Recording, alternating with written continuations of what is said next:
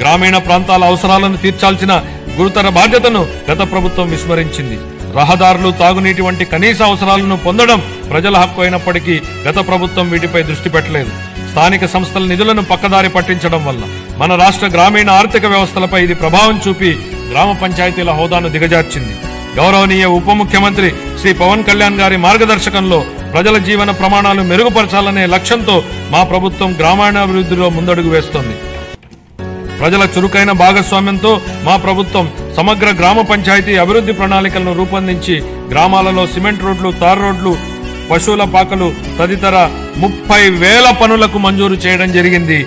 4,300 కిలోమీటర్ల మేరకు మంజూరైన సీసీ రోడ్లలో ఇప్పటికే 3,000 కిలోమీటర్ల రోడ్లు పూర్తయ్యాయి. మరో 1,300 కిలోమీటర్ల మేర రోడ్లు తుది నిర్మాణ దశలో ఉన్నాయి.